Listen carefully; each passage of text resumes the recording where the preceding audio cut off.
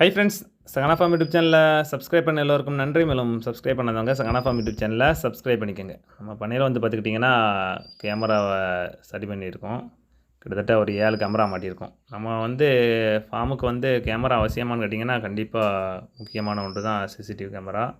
அதுபோக பார்த்துக்கிட்டிங்கன்னா நம்ம இப்போ தான் கேமரா மாட்டுறோமான்னு கேட்டிங்கன்னா இல்லை, நம்ம 7 வருஷத்துக்கு முன்னாலே கேமரா எல்லாமே மாட்டியிருந்தோம். அந்த டைம் வந்து பார்த்திங்கன்னா இடையில் ஒரு வருஷமாக சர்வீஸ் பண்ணாமல் நம்ம சரி செய்யாமல் வச்சுருந்தோம். இப்போ வந்து பார்த்துக்கிட்டிங்கன்னா எல்லாமே சரி செஞ்சு ரன்னிங்காக கேமரா எல்லாத்தையும் ஓட வச்சாச்சு.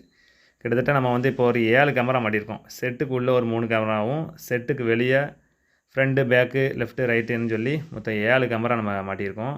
நம்ம முதல்ல வந்து பார்த்துக்கிட்டிங்கன்னா கேமரா மாட்டும்போது செஞ்ச தவறு என்னென்னா, நம்ம பிவிசி லைன் இழுக்காமல் ஃபுல்லாக கேமரா ஒயரை ஃபுல்லாக வெளியே விட்டுருந்தோம். அந்த ஒயர் வந்து பார்த்திங்கன்னா வெயில் பட்டு, மழை பட்டு நாள்பட அது ஃபுல்லாக. அதுபோக மெயினாக இன்னொரு காரணம் என்ன பார்த்திங்கன்னா எலி தொல்லை. எலிகள் வந்து பார்த்துக்கிட்டிங்கன்னா அந்த ஒயரை ஃபுல்லாக கட் பண்ணி வச்சதுனால நமக்கு கேமரா சர்வீஸ் பண்ணாமல் கிடந்துச்சு. இப்போ வந்து பார்த்துக்கிட்டிங்கன்னா எல்லா கேமராவுமே சர்வீஸ் பண்ணி எல்லாமே ரன்னிங்கில் விட்டாச்சு. அதுபோக பார்த்துக்கிட்டிங்கன்னா இப்போது தற்சமயம் 7 கேமரா ரன்னிங்கில் இருக்குது.